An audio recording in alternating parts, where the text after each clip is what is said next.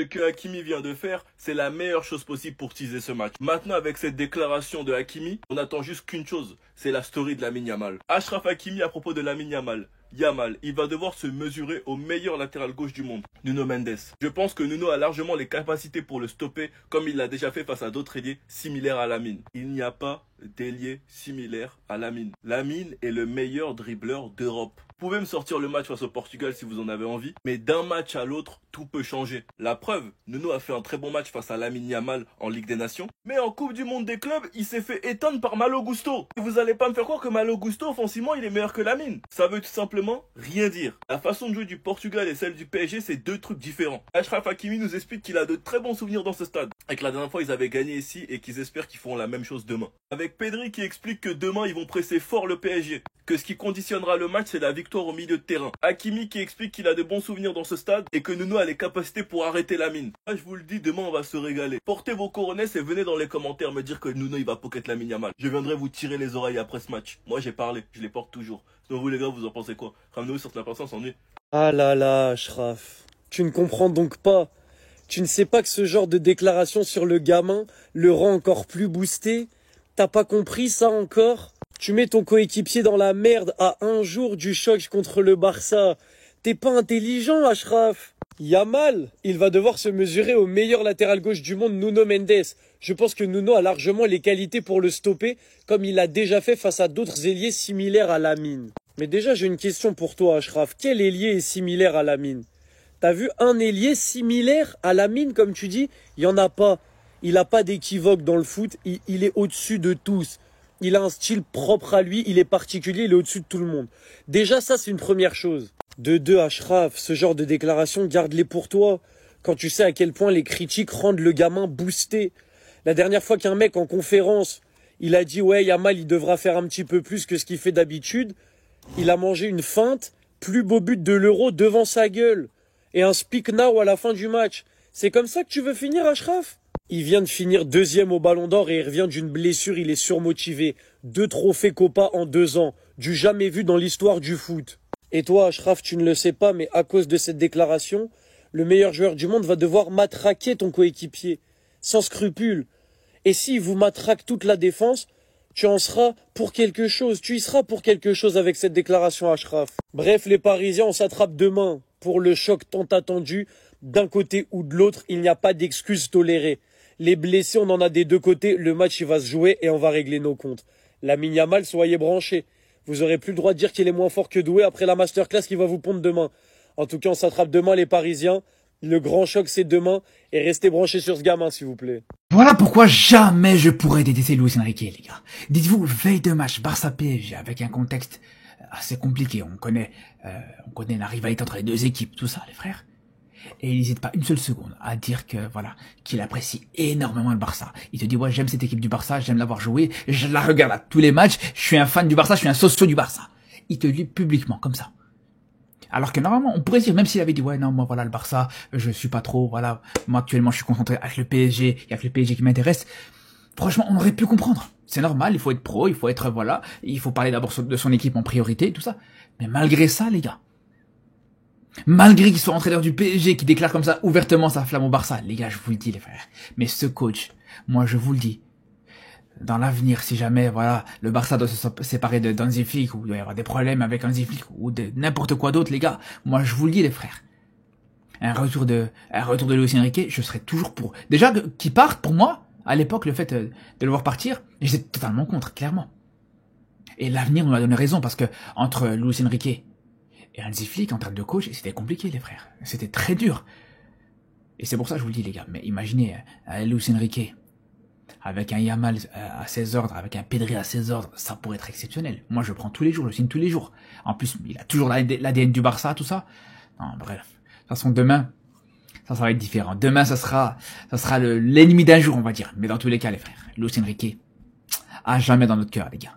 Non mais il n'a pas osé. Pedri vient tout simplement de défier le Paris Saint-Germain pour le match de demain. Comme vous le savez, demain on aura le premier gros derby de Ligue des Champions entre le FC Barcelone et le PSG. Et je tiens même à rappeler qu'après le match de demain, il restera seulement 3 matchs au FC Barcelone avant le Classico. Comme vous pouvez le voir ici, ça sera le 26 octobre. Et en ce qui concerne le Paris Saint-Germain de demain, la liste des convoqués est sortie. Malheureusement, avec tous les gros absents qu'il y a du côté du Paris Saint-Germain, je pense pas que le match sera aussi intense qu'on l'attendait. Heureusement au moins que leur milieu est resté intact parce qu'il y a quelques jours, ils ont failli perdre Vitinha aussi. On aura donc l'occasion de voir un vrai duel entre le milieu du FC Barcelone et celui du Paris Saint-Germain. J'ai hâte de voir qui seront les meilleurs. Pendant ce temps, du côté du FC Barcelone, eux, ils ont le retour de Lamine Yamal, qui est un très gros point fort pour eux malgré l'absence de Rafinha. Et d'ailleurs, en parlant de Vitinha, dites-vous que Pedri a parlé de lui aujourd'hui en conférence de presse. Il dit: Vitinha et moi sommes des joueurs qui aiment toujours avoir le ballon. On n'aime pas courir après. Il dit: demain, je pense que tout le milieu de terrain, c'est-à-dire le trio qui joue dans chaque équipe, aura un rôle essentiel à jouer dans ce match. Je pense que c'est ici que la balance va pencher pour une équipe ou pour une autre sur ce match. Donc là, clairement, il sait que le match va se jouer sur le duel du milieu. Sauf que juste après, on a Hansi Flick qui prend la parole. Lui, il est là pour défier le Paris Saint-Germain. Dans son discours, il est conscient d'affronter la meilleure équipe de la saison dernière. Carrément, il dit être impressionné par le style de jeu du Paris Saint-Germain. Cependant, d'après le Mediasport, Hansi Flick a l'intention de presser très fort le Paris Saint-Germain. C'est donc pour ça que Ferran Torres a des chances de commencer à la place de Robert Lewandowski. Donc là, si je comprends bien pour le pressing, ils vont tout miser sur Ferran Torres. C'est tellement dommage qu'Ousmane Dembélé soit pas là. J'aurais aimé voir quelle équipe presse le mieux. Parce qu'en fait, là, sans Ousmane Dembélé, Désiré Doué, voilà, c'est plus trop ça. La liste officielle du PSG contre le Barça enfin tombée. Les absents officiels: Ousmane Dembélé, Désiré Doué, Kvaratskhelia et Marquinhos. João Neves présent, Vitinha présent et Lucas Hernandez présent. Donc c'est officiel. Les 3 absents, les 3 attaquants de pointe, Doué, Kvara et Dembélé, seront absents contre le Barça. Je sais pas comment ça va se passer pour le PSG. Moi, en tant que supporter du Barça, ça m'arrange. Mais j'aurais voulu un match vraiment en pleine intensité avec tous les absents présents. Mais malheureusement, ce n'est pas le cas. Et du côté du Barça, il n'y a pas Rafinha, il n'y a pas Fermin Lopez, il n'y a pas Gavi. Et en tout cas, il n'y a pas le gardien aussi, Joan Garcia. Donc, donnez-moi votre avis par rapport à ça. Pour vous, vos prédictions pour ce match. Pour moi, je sais pas les gars, mais je sais pas, mais je sens une victoire pour le Barça. Pas un grand score, pas une grande différence, une différence énorme. Moi, je opte pour un 3-1, pour un 2-0. Donnez-moi votre avis. Alors là, les gars, si on perd ce match, je peux vous dire, les gars, que c'est une humiliation totale. Même si on perd 1-0, les gars, une défaite 1-0, pour moi, ça serait une humiliation. Avec tous les joueurs absents du côté du PSG, il manque Dembélé, il manque Désiré Doué, il manque Kvara, il manque Marquinhos, il manque quasiment toute leur attaque. Et leur capitaine, leur meilleur défenseur, les gars. Mais je vous le dis, on n'a pas le droit de perdre.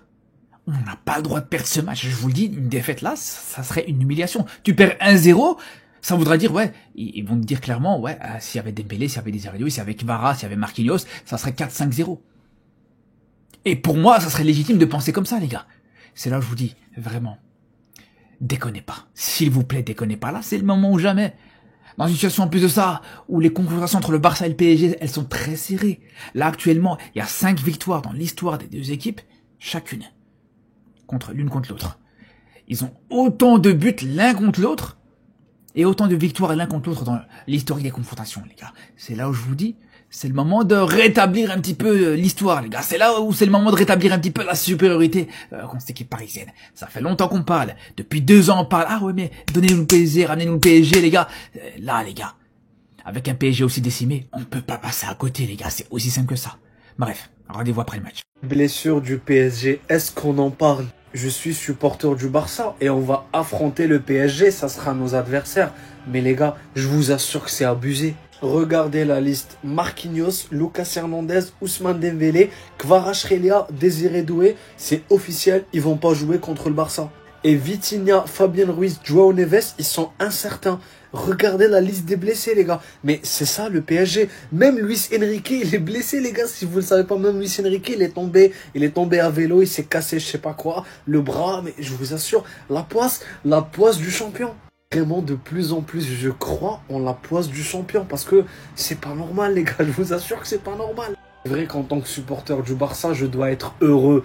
Oui, pas en détriment des blessures, on ne doit pas être content sur des blessures, mais je vous parle footballistiquement parlant. Les gars, ça nous arrange, on peut avoir notre revanche. Mais j'aurais voulu un match Barça-PSG avec tous les joueurs Parce que même pour le Barça, il n'y a pas Rafinha, il n'y a pas Gavi, il n'y a pas Fermin Lopez, etc. Mais j'aurais voulu un combat contre les deux clubs, vraiment avec les joueurs full. Mais malheureusement, le football, on décide toujours autrement. Retour à la réalité, il va être terrible, hein. Il va être terrible, frère. Alors Lamine très fort, un retour de blessure, il entre à la 58e, premier ballon, passe D, 1 minute plus tard, c'est très très cool. Enfin 30 secondes plus tard même, c'est très très cool, hein. Mais le retour à la réalité va être très dur, hein, mais vraiment très dur. Non, parce que Lamine on l'aime bien, hein. Mais mercredi il va jouer contre son papa, il va jouer contre son père, les gars. Nuno Mendes, évidemment, vous le savez, père de Lamine Yamal.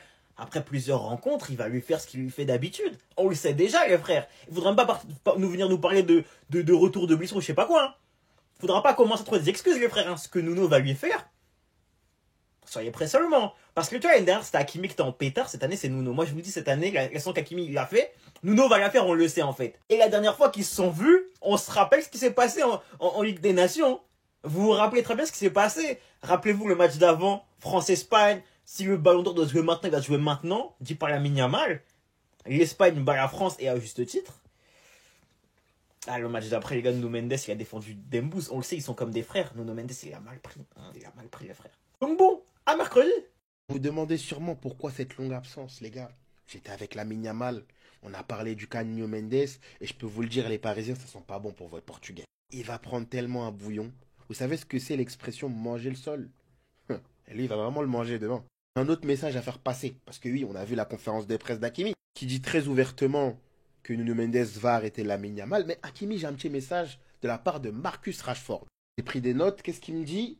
Demain, Hakimi, tout est mort. J'espère que c'est clair pour toi. Donc vous l'aurez compris, au vu des absents offensifs du Paris Saint-Germain, on va s'attaquer à leurs latéraux. Un petit spoil, bon rien de bien méchant, mais Araujo sera aligné demain, et ce qu'il va faire à Barcola...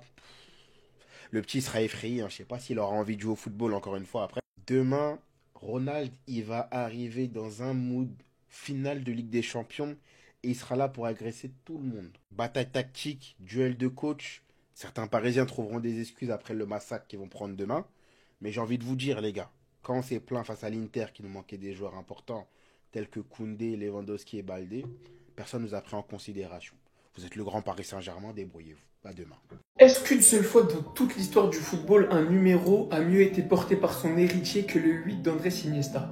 Je pose juste la question. De mes souvenirs, jamais. En fait, je suis même pas dans la comparaison. Mais Pedri, c'est peut-être aujourd'hui le meilleur joueur du monde, le meilleur milieu du monde, le joueur le plus régulier du monde et le meilleur héritier du monde. Encore une fois MVP, et j'en viens à me dire que s'il y a bien un joueur qui pourra peut-être un jour s'approcher du record d'homme du match de Lionel Messi, c'est uniquement Pedri. Tant il est régulier, fort au foot et constant dans son excellence. Et c'est l'un des rares joueurs, et je dis bien l'un des rares joueurs, qui est à la table des plus grands. Les plus grands qui ont tellement mis la barre haute dans leur match, dans leur niveau de football, dans leur performance, dans leur régularité, dans leur constance, qu'on en vient regarder des matchs excellents, extraordinaires, et où on a l'impression que c'est juste un match normal. Pedri est de la trempe de ces joueurs-là. C'est juste le meilleur transfert de l'histoire. 5 millions. Le Barça a donné 5 millions à Las Palmas pour avoir le meilleur milieu du monde, très probablement pour une décennie. Merci Las Palmas. Vous êtes des frères. On vous oubliera jamais. Varane n'est pas dans le groupe. Demain, PSG Barcelone, on se déplace chez eux tout nu, sans attaquant. J'espère de tout cœur que Vitinha et Neves seront titulaires demain parce qu'ils viennent à peine de revenir de blessure. Inconcevable que Zaïre Emery soit sur le pressing de Pedri. Jamais. Pedri lui-même qui déclare: nous voulons prendre notre revanche contre le PSG. Quelle revanche? Quelle revanche? Pas de revanche. Les deux dernières fois quand vous a croisé en élimination directe, on vous a éliminé. Ensuite, on avait rendez-vous le 31 mai pour se battre, mais vous avez fui le 1v1. Vous avez pas voulu faire un tête. Arrêtez de parler de revanche. Le PSG est l'une des meilleures équipes du monde, mais je pense que nous sommes les meilleurs. Non! Le du Barça, il a des ambitions. Il a l'intention d'aller presser très fort le PSG. Attention. Attention! Contrairement au madrilène, vous avez pas eu de gros chocs en ce début de saison. Vous avez de la chance cette fois-ci. La moitié de notre effectif à l'infirmerie. Vas-y, presse. Tu veux presser, presse. C'est comme vous faites face à Osasuna, face à Mallorca. Vous allez voir débouler un boug. Parce que demain, c'est notre seul attaquant. Luis, tu vois la vision que j'ai ou pas? Luis! On est coté à 3,40 comme si on est Las Palmas. Quentin Jantou, demain s'il te plaît. Luis Enrique, s'il vous plaît. On peut tester un petit truc. Le plus important de toute manière, c'est notre milieu de terrain. Nos deux latéraux, c'est tout. Le principal, c'est qu'ils sont là, mais pas seulement. Ils sont à leur meilleure forme. Comme les Marseillais, vous avez une chance inouïe de nous battre. La loupez pas. Est-ce une bonne idée de titulariser Ronald Araujo face à ses anciens démons? C'est la question que Antiflick se pose aujourd'hui. Flick est conscient de ses capacités défensives. D'ailleurs, tout le monde est conscient des capacités défensives de Ronald Araujo. Mais il considère aussi ses lacunes avec le ballon. Parce que face au Paris Saint-Germain, il sera important pour le FC Barcelone d'avoir le ballon. C'est pour ça que Hansi Flick considère aussi le fait de titulariser Ferran Torres pour exercer un pressing à la relance sur le Paris Saint-Germain. Et les gars, moi la question que je vous pose aujourd'hui, parce que vous connaissez déjà mon avis, est-ce que Hansi Flick doit titulariser Ronald Araujo face au Paris Saint-Germain? Pour ma part, je partirais plus sur une charnière centrale Koubarsi-Christensen. Pour la simple et bonne raison que Ronald Araujo serait utile par exemple face à une équipe comme City, qui a un 9 qui pèse sur les défenses, ou vas-y à Arsenal. En fait, face à une équipe qui a un 9 qui est grand et qui va peser sur la défense. Le Paris Saint-Germain pourrait aligner un faux 9 ou mettre Gonzalo Ramos qui n'est pas très dangereux. L'utilité de Ronald Araujo serait beaucoup plus amoindrie. Et Luis Enrique pourrait exercer la même tactique qu'il y a 2 ans et tout simplement laisser Ronald Araujo la responsabilité de relancer le ballon. C'était Serginho do Brasil et dites-moi ce que vous pensez de tout ça et si Hansi Flick fera les bons choix. Bao!